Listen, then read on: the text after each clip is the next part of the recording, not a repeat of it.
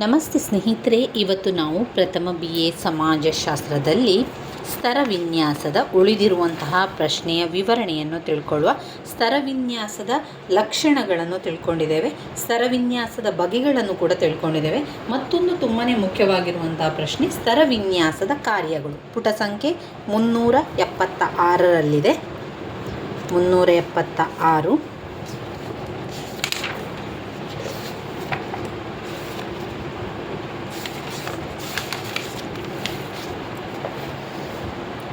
ಸ್ತರವಿನ್ಯಾಸದ ಕಾರ್ಯಗಳು ಕೂಡ ತುಂಬಾ ಮುಖ್ಯವಾಗಿರುವಂತಹ ಪ್ರಶ್ನೆ. ಸ್ತರವಿನ್ಯಾಸ ಅಂತ ಹೇಳುವಂಥ ಅರ್ಥವನ್ನು ಮೊದಲು ಬರಿಬೇಕಾಗ್ತದೆ, ಅದಾದ ನಂತರ ಅದರ ಕಾರ್ಯವನ್ನು ಕೂಡ ನಾವು ಬರಿತಾ ಹೋಗಬೇಕು. ಸ್ತರವಿನ್ಯಾಸ ಎನ್ನುವಂಥದ್ದು ಮೇಲು ಕೀಳು, ಬಡವ ಶ್ರೀಮಂತ ಎನ್ನುವ ರೀತಿಯಲ್ಲಿ ವ್ಯತ್ಯಾಸವನ್ನು ಮಾಡುವಂಥದ್ದು ಸ್ತರವಿನ್ಯಾಸ ಆಗಿರುವಂಥದ್ದು.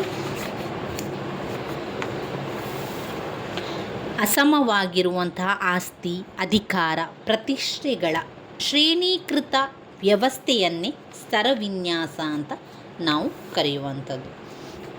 ಸ್ತರವಿನ್ಯಾಸದ ಕಾರ್ಯಗಳಲ್ಲಿ ಬೇರೆ ಬೇರೆ ಕಾರ್ಯಗಳನ್ನು ನೋಡ್ಬೋದು. ಅದರ ಪಾಯಿಂಟ್ಸನ್ನು ಮೊದಲಿಗೆ ಕಲಿಬೇಕು. ಕಠಿಣ ಪರಿಶ್ರಮಕ್ಕೆ ಪ್ರೇರಣೆ. ಕಠಿಣ ಪರಿಶ್ರಮಕ್ಕೆ ಪ್ರೇರಣೆ. 2, ಗಣ್ಯರ ಪರಿಚಲನೆಗೆ ಅವಕಾಶವೀಯುವುದು. ಗಣ್ಯರ ಪರಿಚಲನೆಗೆ ಅವಕಾಶವೀಯುವುದು. 3, ಆರ್ಥಿಕ ಕಾರ್ಯ. 4, ಕೊರತೆ ಇರುವ ಸಾಧನ ಸಂಪತ್ತುಗಳ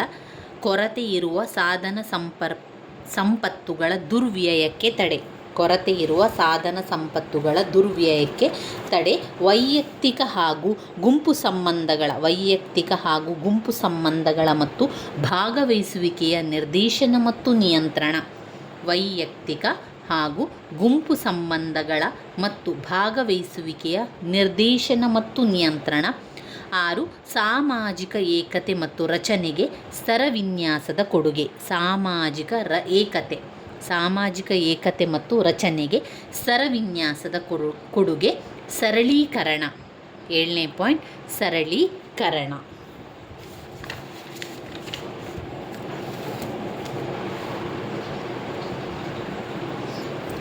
ಸಾಮಾಜಿಕ ಸ್ತರವಿನ್ಯಾಸದ ಕಾರ್ಯಗಳಲ್ಲಿ ಮೊದಲನೇದಾಗಿ ಕಠಿಣ ಪರಿಶ್ರಮಕ್ಕೆ ಪ್ರೇರಣೆ.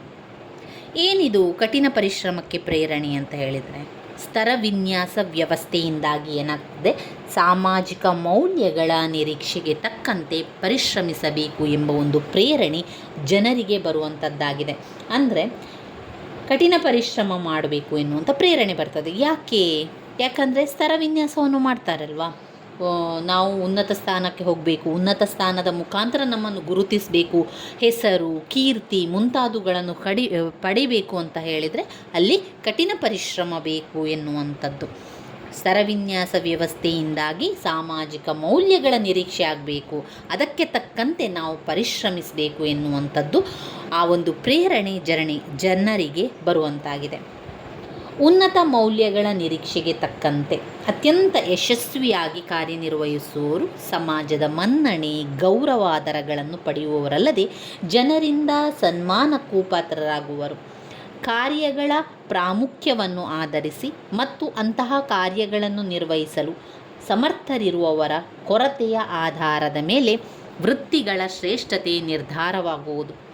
ದೀರ್ಘಾವಧಿಯ ಶಿಕ್ಷಣ, ಕಠಿಣ ಪರಿಶ್ರಮ, ಗುರುತರ ಜವಾಬ್ದಾರಿಯ ನಿರ್ವಹಣೆ ಇವು ಅಂತಹ ಶ್ರೇಷ್ಠ ವ್ಯಕ್ತಿಗಳೊಂದಿಗೆ ಸೇರಿಕೊಂಡಿವೆ.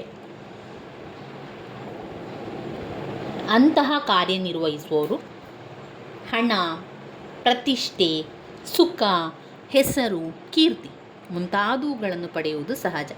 ಆದಾಗ್ಯೂ ಅಂತಹ ಪ್ರಮುಖ ಕಾರ್ಯಗಳ ಹೊಣೆ ಇರುವ ಎಲ್ಲ ಸ್ಥಾನಗಳಿಗೂ ಯಥೋಚಿತವಾಗಿ ಪ್ರತಿಫಲದ ಲಭ್ಯತೆಯ ಅವಕಾಶ ಕಲ್ಪಿಸಲಾಗಿದೆ ಎನ್ನುವಂತಿಲ್ಲ.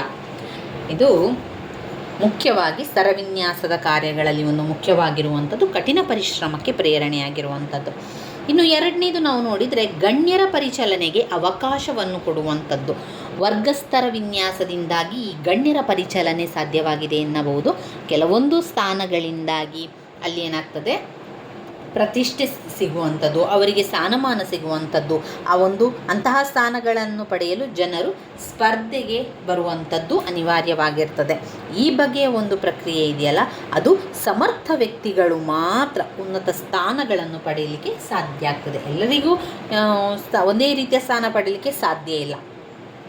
ಇಲ್ಲಿ ಪ್ರತಿಭೆಯ ಲಾಭ ಪಡೆಯಲು ಅನುವಾಗುವಂಥದ್ದು ಪಟ್ಟಭದ್ರ ಹಿತಾಸಕ್ತಿಗಳು ಅಂತಹ ಸ್ಥಾನಗಳಲ್ಲಿ ಶಾಶ್ವತವಾಗಿ ನೆಲೆ ಊರುವುದು ತಪ್ಪುವುದು ಅಂತ ಹೇಳುವಂಥದ್ದು. ಮೂರನೆಯದಾಗಿ ಆರ್ಥಿಕ ಕಾರ್ಯ.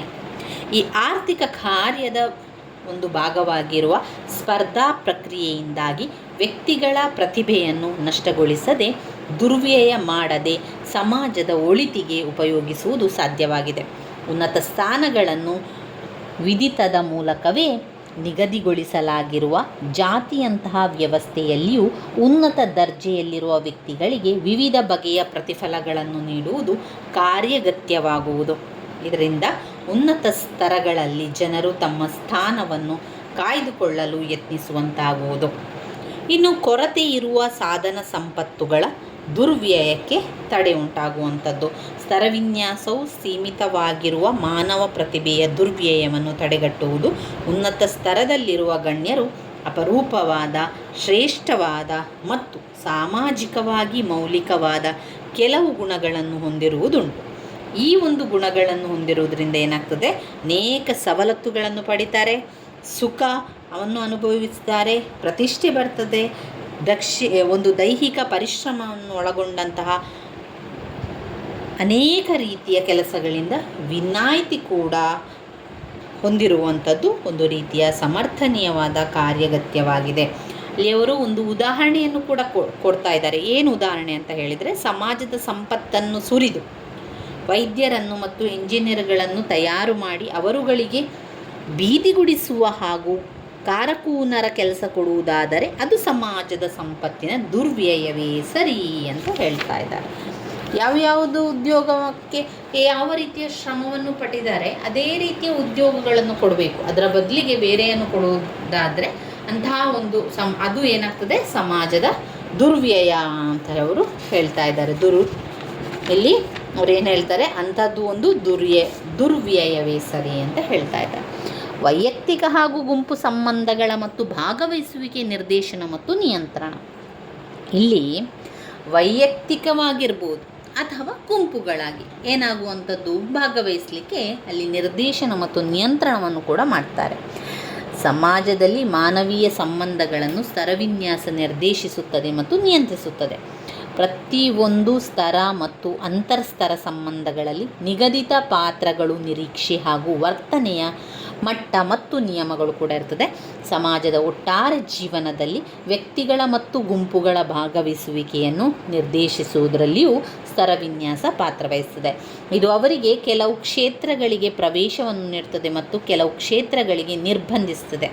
ಸಮಾಜದಲ್ಲಿ ಅವಕಾಶ ದೊರೆಯುವುದರಲ್ಲಿ ಅಸಮಾನತೆ ಹಾಗೂ ಸೌಲಭ್ಯಗಳು ಸುಲಭವಾಗಿ ದೊರೆಯುವುದರಿಂದ ಮೇಲು ಸ್ತರದಲ್ಲಿರುವವರಿಗೆ ಅನುಕೂಲವಾಗಿ ಕೆಳಸ್ತರದಲ್ಲಿರುವವರಿಗೆ ಅನಾನುಕೂಲವಾಗ್ತದೆ. ಹೀಗೆ ಭಾಗವಹಿಸುವಿಕೆಯಲ್ಲಿ ನಿಯಂತ್ರಣವಾಗ್ತದೆ ಅಂತ ಹೇಳುವಂಥದ್ದು. ಉದಾಹರಣೆಯನ್ನು ನೋಡಿದರೆ, ಸ್ವಾತಂತ್ರ್ಯ ಪೂರ್ವ ಭಾರತದಲ್ಲಿ ಕೆಲವು ಕ್ಲಬ್ಬುಗಳ, ಸಂಸ್ಥೆಗಳು, ಸಾಮಾಜಿಕ ಜೀವನದ ಕೆಲವು ಕ್ಷೇತ್ರಗಳಲ್ಲಿ ಭಾರತೀಯ ದೇಶೀಯರು ಭಾಗವಹಿಸುವಂತಿರಲಿಲ್ಲ. ಸಮಾಜದ ಮೇಲ್ಸ್ತರದ ಜನರಿಗೆ ಸಾಮಾಜಿಕ ಜೀವನ ಮತ್ತು ಅನುಭವದ ಕೆಲವು ಕ್ಷೇತ್ರಗಳಿಗೆ ಪ್ರವೇಶ ಸಾಧ್ಯವಿಲ್ಲ. ನಗರ ಸಮಾಜದ ಉತ್ತಮ ವರ್ಗದ ಒಬ್ಬ ವ್ಯಕ್ತಿ ದಾರಿದ್ರ್ಯ ತುಂಬಿದ ಕೊಳಗೇರಿಗಳ ಜೀವನದ ಬಳಿ ಅನುಭವಗಳನ್ನು, ಅಂತರಂಗದ ತಿಳುವಳಿಕೆಗಳನ್ನು ಪಡೆಯಲು ಸಾಧ್ಯವೇ ಇಲ್ಲ. ಯಾವುದೇ ವ್ಯಕ್ತಿಯ ಸ್ಥಾನ ಹೆಚ್ಚಿನದಿರಲಿ ಅಥವಾ ಕಡಿಮೆ ಇದಿರಲಿ, ಕೆಲವು ಸಾಮಾಜಿಕ ಕ್ಷೇತ್ರದಲ್ಲಿ ಆತ ಭಾಗವಹಿಸುವುದನ್ನು ಸ್ತರವಿನ್ಯಾಸ ನಿಯಂತ್ರಿಸುತ್ತದೆ. ಇನ್ನು 6ನೆಯ ಪಾಯಿಂಟ್ಸ್ ನೋಡಿದರೆ, ಸಾಮಾಜಿಕ ಏಕತೆ ಮತ್ತು ರಚನೆಗೆ ಸ್ತರವಿನ್ಯಾಸದ ಕೊಡುಗೆ. ಸಾಮಾಜಿಕ ಏಕತೆ ಮತ್ತು ರಚನೆಗೆ ಸ್ತರವಿನ್ಯಾಸದ ಕೊಡುಗೆ. ಸಮಾಜದಲ್ಲಿ ಏಕೀಕರಣ ಕಾರ್ಯವನ್ನು ಸ್ತರವಿನ್ಯಾಸ ಮಾಡ್ತದೆ. ಸಾಮಾಜಿಕ ರಚನೆಯೊಳಗಣ ಘಟಕಗಳನ್ನು ಕೂಡ ಇದು ಸಂಘಟಿಸ್ತದೆ. ಸಾಮರಸ್ಯವನ್ನು ತರುತ್ತದೆ. ಅದಕ್ಕೆ ಸ್ಪಷ್ಟವಾದ ನಿದರ್ಶನವೇನೆಂದರೆ ಭಾರತೀಯ ಜಾತಿ ವ್ಯವಸ್ಥೆ.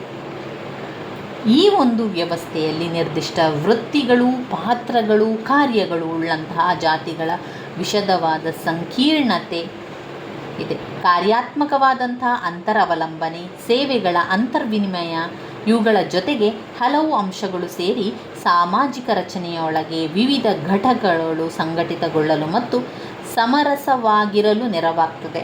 ಸಾಮಾಜಿಕ ಸ್ತರಗಳ ವಿವಿಧ ಘಟಕಗಳ ಕಾರ್ಯವನ್ನು ಪ್ರಭಾವಿಸಲು ಸ್ತರವಿನ್ಯಾಸ ನೆರವಾಗ್ತದೆ. ಮನರಂಜನೆ ಅಥವಾ ಇತರ ಅಗತ್ಯಗಳ ಪೂರೈಕೆಗೆ ಪ್ರತಿಯೊಂದು ಸ್ತರವು ತನ್ನದೇ ಆದ ಸ್ವಯಂ ಪ್ರೇರಿತ ಸಂಸ್ಥೆಗಳನ್ನು ರೂಪಿಸಿಕೊಳ್ಬೋದು. ಇಂತಹ ಸಂಸ್ಥೆಗಳ ಸ್ವರೂಪ ಸ್ತರದಿಂದ ಸ್ತರಕ್ಕೆ ಭಿನ್ನವಾಗಿರ್ತದೆ. ಹೀಗೆ ಯಾವುದೇ ಒಂದು ನಿರ್ದಿಷ್ಟ ಸ್ತರದ ಜನರುಳ್ಳ ಆಟದ ತಂಡಗಳು ಮತ್ತು ಮನರಂಜನಾ ಕೇಂದ್ರಗಳು ಸಮಾಜದ ಇನ್ನೊಂದು ಸ್ತರದವರು ಹೊಂದಿರುವ ಸೌಲಭ್ಯಗಳಿಗಿಂತ ಭಿನ್ನವಾಗಿರುತ್ತದೆ. ಸರಳೀಕರಣ. ಸಮಾಜದಲ್ಲಿನ ಜನರನ್ನು ಭಿನ್ನ ಭಿನ್ನ ಸ್ತರದಲ್ಲಿ ವರ್ಗೀಕರಿಸುವುದೇ ಸ್ತರವಿನ್ಯಾಸ. ಹೀಗೆ ವ್ಯಕ್ತಿಯು ಇತರ ವ್ಯಕ್ತಿಗಳೊಂದಿಗೆ ಹೊಂದುವ ಸಂಬಂಧಗಳನ್ನು ಜಗತ್ತಿನಲ್ಲಿ ಸರಳೀಕರಿಸಲಾಗ್ತದೆ. ಪ್ರಾಥಮಿಕ ಗುಂಪುಗಳಲ್ಲಿ ವ್ಯಕ್ತಿಯು ಇತರ ವ್ಯಕ್ತಿಯೊಂದಿಗೆ ಹೇಗೆ ವರ್ತಿಸಬೇಕು ಎನ್ನುವುದರ ಬಗ್ಗೆ ಹೆಚ್ಚು ತಿಳುವಳಿಕೆ ಬೇಕಿಲ್ಲ. ಆದರೆ ಪ್ರಾಥಮಿಕ ಗುಂಪುಗಳಾಚೆ ಜನಗಳ ಜೊತೆ ವಿವಿಧ ಸನ್ನಿವೇಶಗಳಲ್ಲಿ ಹೇಗೆ ವರ್ತಿಸಬೇಕು ಎಂಬ ತಿಳುವಳಿಕೆ ಬರಬೇಕಾದರೆ ಅವರು ಹೇಳಿರುವಂಥ ವರ್ಗೀಕರಣ ತುಂಬಾ ಅಗತ್ಯ ಅಂತ ಹೇಳ್ತಾ ಇದ್ದಾರೆ. ಇದು ಸಾಮಾಜಿಕ ಸ್ತರವಿನ್ಯಾಸದ ಕಾರ್ಯಗಳಲ್ಲಿ ಬರುವಂಥದ್ದು. ಮತ್ತೊಮ್ಮೆ ಪಾಯಿಂಟ್ಸನ್ನು ನೋಡುವ. ಕಠಿಣ ಪರಿಶ್ರಮಕ್ಕೆ ಪ್ರೇರಣೆ. 2 ಗಣ್ಯರ ಪರಿಚಲನೆಗೆ ಅವಕಾಶವೀಯುವುದು. 3 ಆರ್ಥಿಕ ಕಾರ್ಯ. 4 ಕೊರತೆ ಇರುವಂತಹ ಸಾಧನ ಸಂಪತ್ತುಗಳ ದುರ್ವ್ಯಯಕ್ಕೆ ತಡೆ. ವೈಯಕ್ತಿಕ ಹಾಗೂ ಗುಂಪು ಸಂಬಂಧಗಳ ಮತ್ತು ಭಾಗವಹಿಸುವಿಕೆಯ ನಿರ್ದೇಶನ ಮತ್ತು ನಿಯಂತ್ರಣ. 6 ಸಾಮಾಜಿಕ ಏಕತೆ ಮತ್ತು ರಚನೆಗೆ ಸ್ತರವಿನ್ಯಾಸದ ಕೊಡುಗೆ. ಸಾಮಾಜಿಕ ಏಕತೆ ಮತ್ತು ರಚನೆಗೆ ಸ್ತರವಿನ್ಯಾಸದ ಕೊಡುಗೆ. ಸರಳೀಕರಣ. ಇವಿಷ್ಟು ಪಾಯಿಂಟ್ಸ್ ನಮ್ಮ ಸಾಮಾಜಿಕ ಸ್ತರವಿನ್ಯಾಸದ ಕಾರ್ಯಗಳಲ್ಲಿ ಬರುವಂಥದ್ದು ಸ್ನೇಹಿತರೆ. ಮುಂದಿನ ಒಂದು ವಿಡಿಯೋದಲ್ಲಿ ನಾವು ಇನ್ನಷ್ಟು ವಿಚಾರಗಳ ಬಗ್ಗೆ ತಿಳಿತಾ ಹೋಗುವ. ನನ್ನ ವೀಡಿಯೋಸ್ ಎಲ್ಲ ನಿಮಗೆ ಇಷ್ಟ ಆಗಿದ್ದರೆ ಲೈಕ್ ಕೊಡಿ, ಶೇರ್ ಮಾಡಿ, ಸಬ್ಸ್ಕ್ರೈಬ್ ಮಾಡಲಿಕ್ಕೆ ಮರಿಬೇಡಿ. ಧನ್ಯವಾದಗಳು.